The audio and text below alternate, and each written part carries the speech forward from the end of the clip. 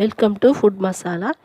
இன்றைக்கி வீடியோ வந்து இலங்கை மின்சார சபையால் ரைஸ் குக்கரை அதிக மின்சார செலவு இல்லாமல் குறுகிய நேரத்தில் சோறு எப்படி சமைச்செடுக்கிறதுன்னு சொல்லி ஒரு அறிவுறுத்தலை சிங்களத்தில் சொன்னதை நான் தமிழில் உங்களுக்கு சுருக்கமாக சொல்ல போகிறேன்.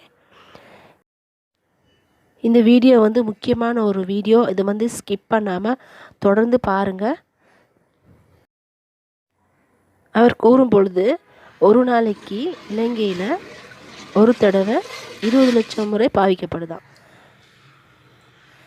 ஒரு நாளைக்கு ரைஸ் குக்கரை 2 முறை பாவிக்கும் பொழுது 40 லட்சம் தடவை பாவிக்கப்படுகிறதா. இப்போ வழமையாக நாங்கள் அரிசியை கழுவிட்டு சோறை சமைப்போம். இதன் போது மின்சாரம் அதிகமாக செலவழியுது. அவர் கூறுற மெத்தட் படி எனர்ஜி சேவிங் மெத்தடில், அதாவது அரிசியை சமைக்கிறதுக்கு முதல்ல ஊற வச்சுட்டு சமைக்கும் பொழுது 6 வினாடிக்கு முன்னதாகவே சோறை சமைச்சு கொள்ளலாமா. இதனால் நம்மளுக்கு 5 வினாடியிலிருந்து 6 வினாடி உங்களுக்கு மின்சாரம் சேமிக்கப்படுது. அதனால் பாருங்கள், 40 லட்சத்தை 5ஆல் பெருக்கும் பொழுது 2 கோடி வினாடிகள் நம்ம சேமித்து கொள்ளலாம். இந்த ஆச்சரியமான விடயம் என்னவென்றால்,